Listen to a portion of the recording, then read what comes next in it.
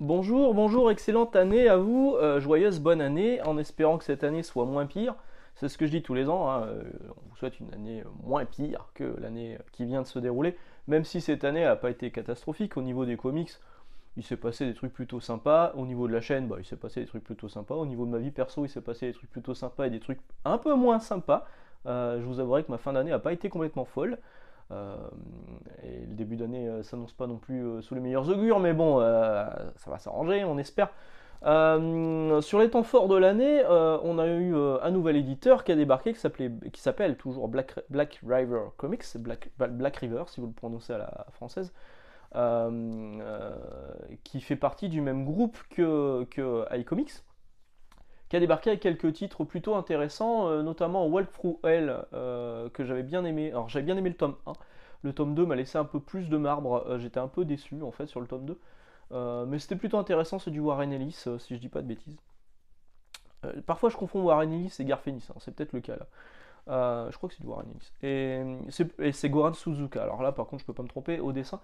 Et c'est plutôt intéressant. Maintenant, le problème que j'ai avec Black River, c'est le prix. Je trouve que le prix est trop élevé par rapport à ce qu'on nous propose. On est sur la fourchette haute, hein. On est plus sur du prix Panini que sur du prix 404, par exemple. Ce qui est curieux, vu que c'est la même maison d'édition derrière. 404 Comics arrive à faire des comics avec 4 à 5 épisodes à 14,95 €, ouais, c'est précisé là. Et alors que chez Black River, c'est pour la même pagination, une qualité d'édition plus classique, qui rappelle un peu les 100% Marvel et les comics de chez Urban, donc de la couverture dure, un format comics classique. On est plus sur de l'ordre du 17-18 €.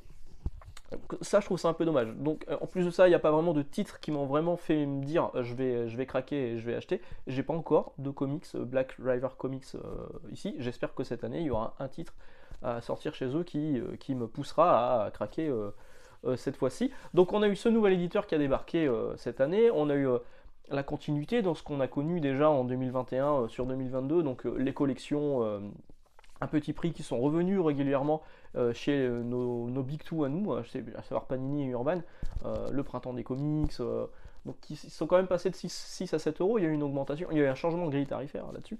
Euh, et on a eu aussi une collection été basée sur Batman chez Urban, mais a priori, hein, peut-être qu'ils changeront d'avis, ça serait la dernière fois parce qu'ils veulent se concentrer non plus sur des coûts marketing comme ça où c'est des petits prix, c'était 4,95 € chez eux, avec certes une moins bonne qualité d'édition, un papier qui est moins bon, de la colle qui tient pas sur la reliure. Alors là, j'ai pas eu de problème hein, sur la collection de cette année, mais c'était le cas sur la collection de l'année précédente. Non, Urban voudrait se concentrer sur la collection Nomade, qui est pour moi la bonne surprise de l'année. On est sur des comics en plus petit format, certes, entre 5 € et 9 € je crois, euh, avec des récits complets parfois en plusieurs volumes, hein. Là, il y a Y le dernier homme, la nouvelle vague arrive là fin janvier, hein. La première vague était arrivée fin août. J'avais même regretté que ça n'arrive pas début de l'été parce que je trouvais que c'était idéal pour partir en vacances. Là, la nouvelle vague arrive fin janvier. Bon, bah, partir au ski avec, je sais pas. Et avec des titres qui sont vraiment intéressants dedans.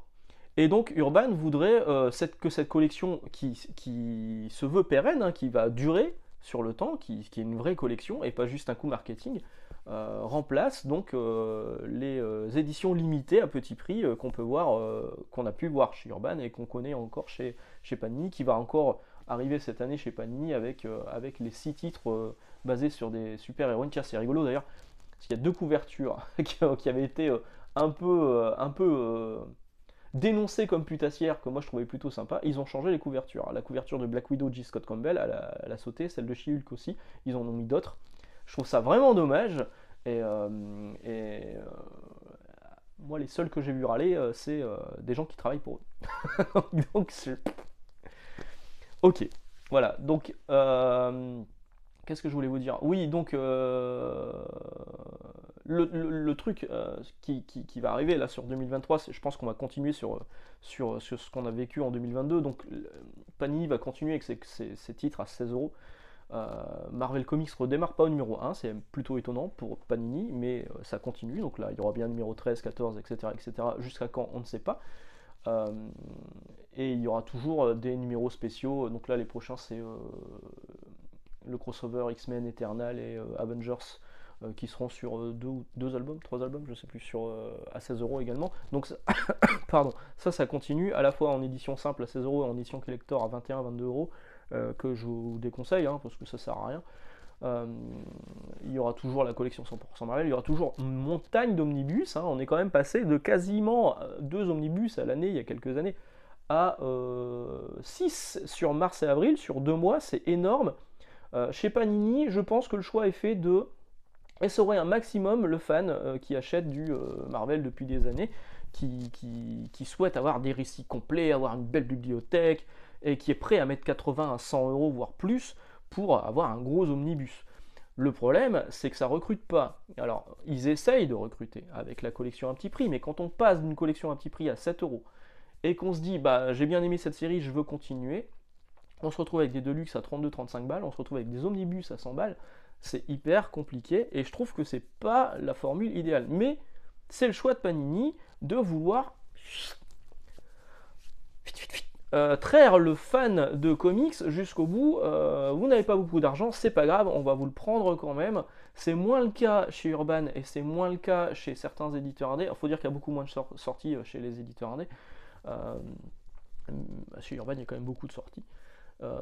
Chez Urban, ils font le choix de ne pas proposer des omnibus, alors que les omnibus existent aux États-Unis, qui pourraient faire comme Panini, faire un copier-coller de ce qui se fait aux États-Unis, enfin plus ou moins copier-coller chez Panini, on enlève parfois des pages, pour proposer des omnibus Batman, No Man's Land, etc. Non, chez Urban, on préfère faire une nouvelle collection. C'est le cas de la collection avec John Byrne, la collection, je sais plus comment c'est, Archive, je sais plus, qui va arriver là avec les titres de Man of Steel de John Byrne, son passage sur Superman. Je crois qu'il y a un truc JSA aussi de Geoff Jones qui aura genre 400 à 500 pages pour 35 €. Ça, c'est le prix que Panini demanderait sur un omnibus qui sera à 70 balles. Voilà. Donc c'est malheureux. Alors chez les petits éditeurs, il y a des trucs il y a des trucs à venir qui sont plutôt cool. Euh, on a des pépites indés qui vont débarquer. Chez Comics Initiative, il y aura Grizzly Shark que moi j'attends vraiment impatiemment parce que c'est par Ryan Otley et ce sera tout en un seul volume. Donc ça c'est direct je le prends. Il y a Rick et Morty qui ressort en album double et souple. On part sur du souple pour baisser les coûts, parce qu'effectivement, il y a des augmentations, des changements de grille tarifaire là au 1er janvier, donc maintenant, parce que j'enregistre le 1er janvier. Et oui, je sacrifie mon 1er janvier pour vous, regardez ça, quelle abnégation. Donc Rick et Morty ressort en album double et souple à 30 balles. Bon, c'est quand même un prix, 30 balles, mais pourquoi pas. Il y a Blue in Green là qui sort ce mois-ci, toujours chez iComics. Il y a Rain qui est un comics adapté d'une nouvelle de Joe Hill. Il y aura Jonah, le numéro 3 qui va arriver chez 404. J'ai hâte. Jonah, c'est toujours une grosse reco chez moi. Si vous avez des enfants, c'est top. Pour découvrir les comics, c'est idéal. Et si vous avez gardé une âme d'enfant, ça se lit hyper vite. Il n'y a pas beaucoup de texte, ça va, c'est speed et tout, mais c'est hyper bien, c'est hyper beau. Vraiment, c'est une grosse reco, Jonah. Il y aura Post Americana.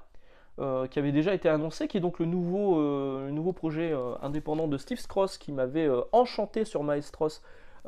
Maestros, c'est chez iComics, et si vous ne connaissez pas, je vous invite vraiment à découvrir Maestros. D'ailleurs, je crois que j'en ai plus en magasin, il va falloir que je repasse en commande, parce que c'est top, c'est hyper beau, voilà, c'est un mec omnipotent qui profite un peu de ses pouvoirs. C'est vraiment très très bien, Maestros, je vous le recommande. Donc le prochain projet de Steve Skroce, bon j'attends pour voir ce que ça donne.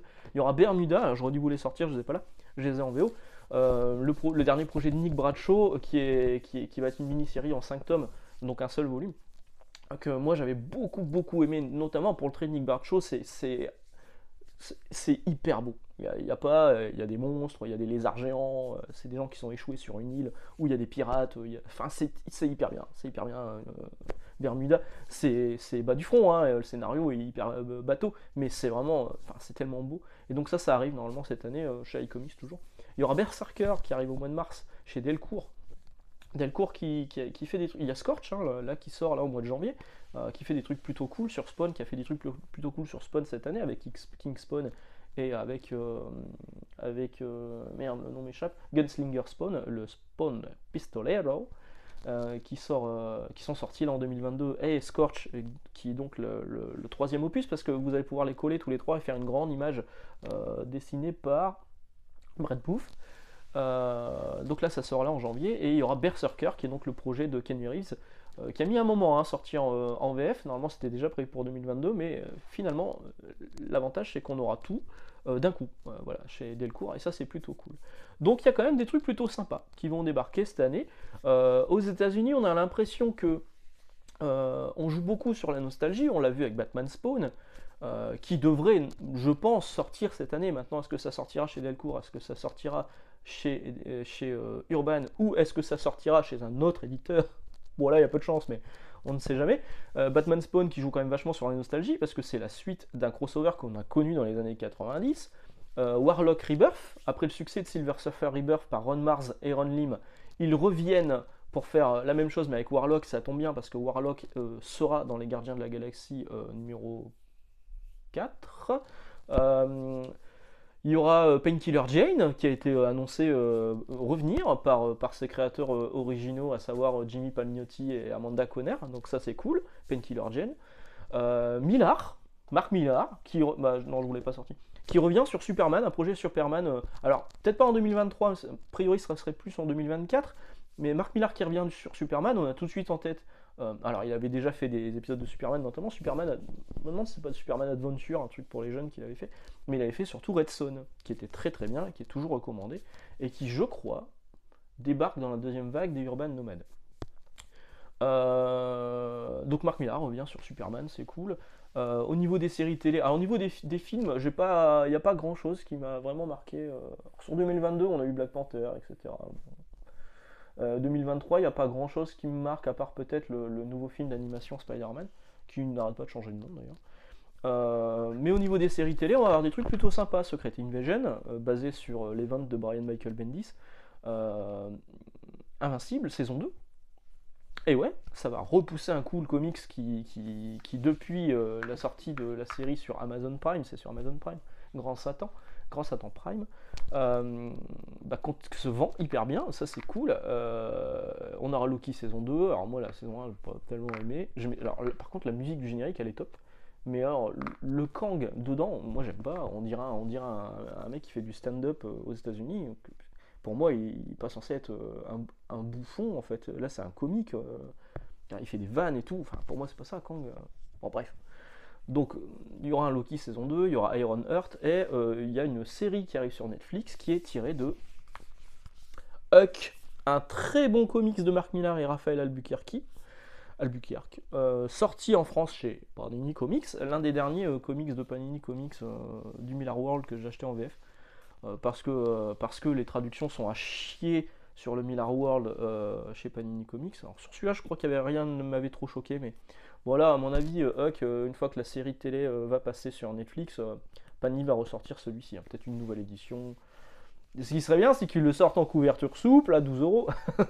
Ce serait cool. Mais faut pas y compter, ça va être une édition de luxe avec quelques crayonnés, ils vont nous claquer ça à 24 balles, et voilà. Voilà. Donc voilà, des nouvelles séries qui débarquent. On se demande si... En fait, l'un des plus gros... Vous savez que le marché du comics en France, c'est un marché qui est quand même assez niche. On parlait des 9%, nous sommes les 9% l'année dernière. Alors c'est un marché qui est assez niche, mais qui a quand même une certaine valeur. Ça continue à se vendre. Chez moi, ça se vend très très bien. Mon enseigne a entre 20 et 30 magasins maintenant, parce que c'est vrai qu'ils ont encore acheté des trucs.